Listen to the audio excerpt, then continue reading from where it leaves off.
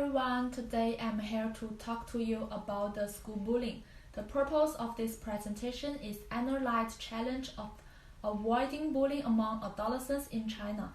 And my talk is divided into 4 parts. I will start with my main argument and then there are 3 argument points to support it.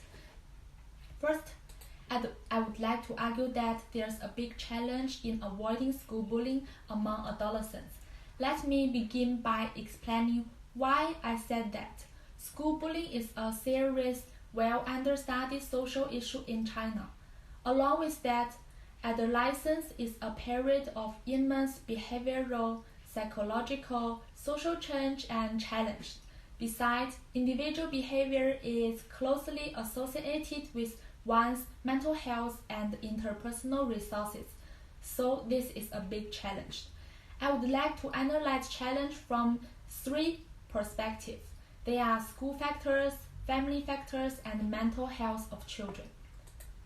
Now, I will move on the first point about school factor. Teachers can now easily recognize or often and acknowledge the covert bullying behavior at school, such as indirect and social aggression, as well as bullying occurring in cyber context.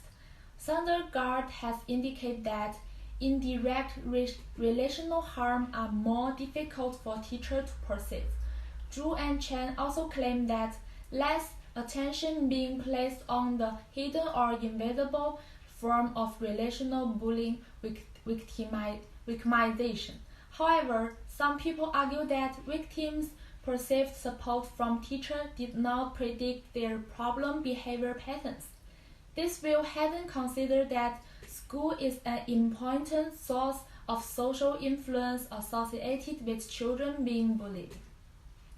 Secondly, I'd like to discuss family factor of school bullying. Most parents are unaware of their children's bullying and don't know how to handle it properly. How it happened?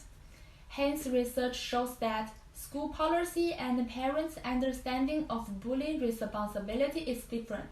Staff's et al. Study reveals that the definition of bullying behavior is not well understood by parents. Besides, without adequate communication between home and school, the children's condition cannot be well understood. However, it has been said that adolescents who live in intact families were less likely to be engaged in bullying.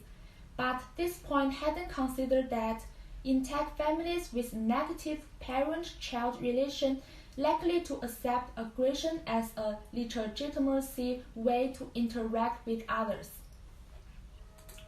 Turning our attention now to the third point, mental health of adolescents. Children with low levels of mental health are more likely to have bullying behaviors. Childhood problem behaviors is closely associated with one's personality, characteristic, and psychological well-being. Tree and Chen claim that adolescents with low self-control are prone to school bullying, and low self-control has been identified as an important psychological related to all kinds of deviant behaviors, include bullying behaviors. Sondergaard's study also shows that bullying are ascribed to the particular personalities of the bullies as well as the victims. Nevertheless, some people argue that children who are involved in school bullying would cause lots of psychological problems and low self-esteem. In other words, they think mental health problems are due to bullying, but they fail to take into account in reason for school bullying, sometimes because of mental health problems.